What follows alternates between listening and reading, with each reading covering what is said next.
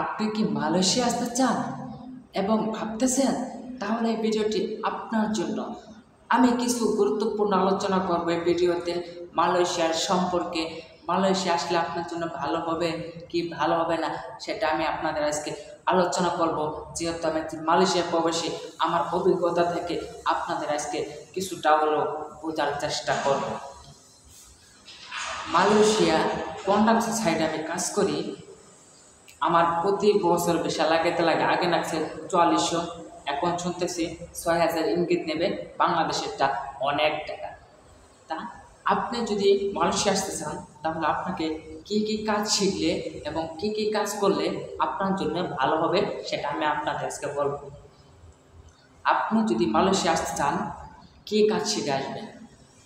মালয়েশিয়ায় কোনো যদি ঈদগাহের কাজ শিখে থাকেন বা প্লাস্টারের কাজ শিখে থাকেন বা রড বাঁধার কাজ শিখে থাকেন এবং কাঠ পাসান করার কাজ শিখে থাকেন তাহলে আপনার জন্য মালয়েশিয়া পারফেক্ট।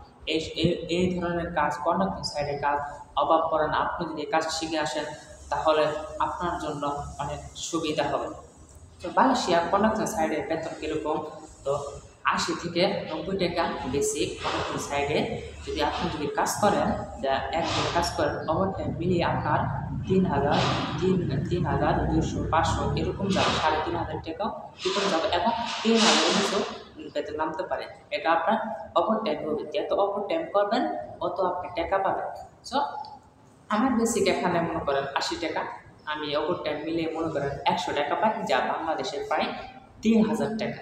তা আমি প্রতিদিন আমি 3,000 টাকার কাজ করি যদি আমার 2 ঘন্টা ওভারটাইম হয়। তা আমার মাস শেষে আলহামদুলিল্লাহ ভালোই যায়। আমি এখন যে প্রজেক্টটা আপনারা দেখতে পারতেছেন, আমি এই প্রজেক্টে কাজ করি। সো এই প্রজেক্টটা মনে করেন চীনা ছাপ নিয়েছে, তার আন্ডারে আমরা কাজ করি। বছর ভালো এবং প্রতি মাসে 10 তারিখে বেতন ক্লিয়ার করে, আলহামদুলিল্লাহ ভালো। এখানে এসে আমি অনেক টাকা কামিয়েছি।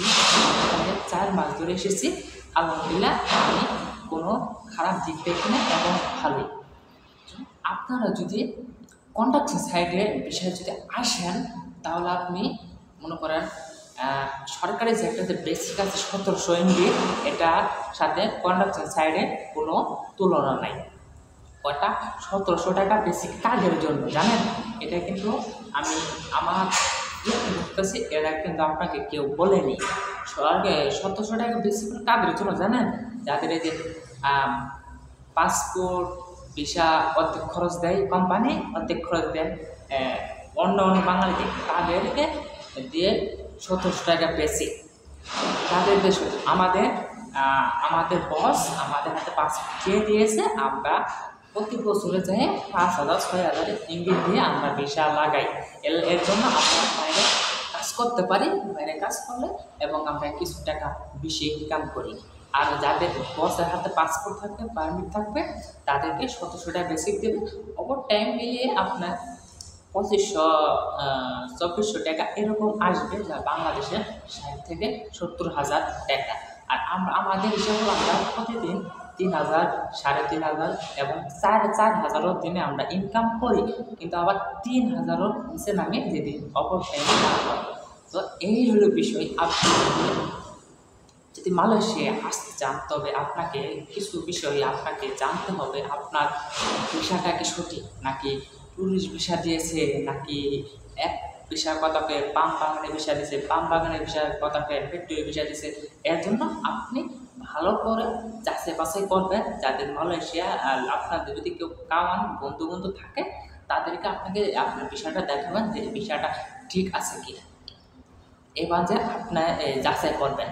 আর আমরা তখন মালয়েশিয়া এসেছি, তখন আমার লাগছে 4,20,000। আর এখনকার যে বাজার, এখন তো মনে করেন 6 লাখ টাকার নিচে কেউ আনতে চায় না। তো মালয়েশিয়ায় আসবেন একটু ভেবে চিন্তে আসবেন, কারণ এখন বেশি প্রতারণা হয়েছে।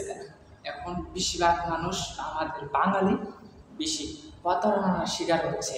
দেখেন, আমাদের ভিসা লাগাইতে আগের নিচে 4200 4500, আর এখনকার লাগতেছে 6,000 ইঙ্গিত, 5,500 ইঙ্গিতের ওপরে।